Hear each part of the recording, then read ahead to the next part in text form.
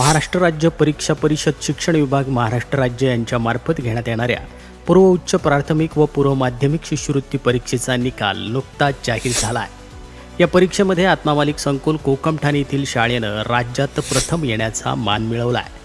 अर्थात या शाळेचे सर्वाधिक विद्यार्थी शिष्यवृत्तीसाठी पात्र ठरले आहेत। इयत्ता 5वी व 8वीची शिष्यवृत्ती परीक्षा 9 फेब्रुवारी 2025 रोजी संपन्न झाली होती। या शाळेनं आजवर स्पर्धा परीक्षांमध्ये राज्यात खूप मोठी कामगिरी करत शेकडो विद्यार्थी आजवर गुणवत्ता यादीमध्ये आलेत।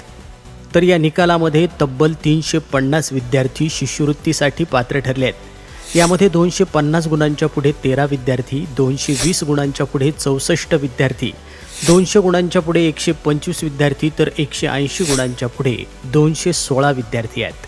इयत्ता 8वीमध्ये श्रेयश नलावडे, धनश्री रक्ताटे, श्रेयश भवर, श्रीजित इंगोले, सिद्धार्थ पगारे, तुळशी थोरात, यश केणे आणि पृथ्वीराज टोमे, हासे राज, पाटील शिवराज, सोहम ओंडे यांनी बाजी मारली आहे। तर इयत्ता 5वीमध्ये रितेश लपटे, राजवीर कालेकर, ओमकार गोल्हार, त्रिलोक्य चव्हाण, जगदीश लोहकरे, वेदांत कोठुळे, श्रीतेज दगाडे, साईनाथ गाडे, साई कराळे, साई सुरसे, तुषार गर्जे यांनी बाजी मारली आहे।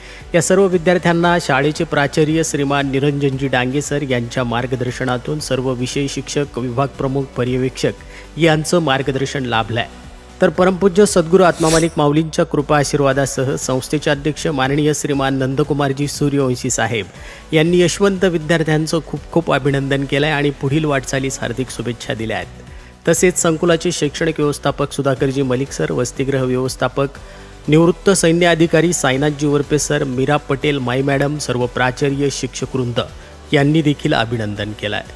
आत्मामालिक न्यूजसाठी संपादक सागर आहिरे, कोकमठाण।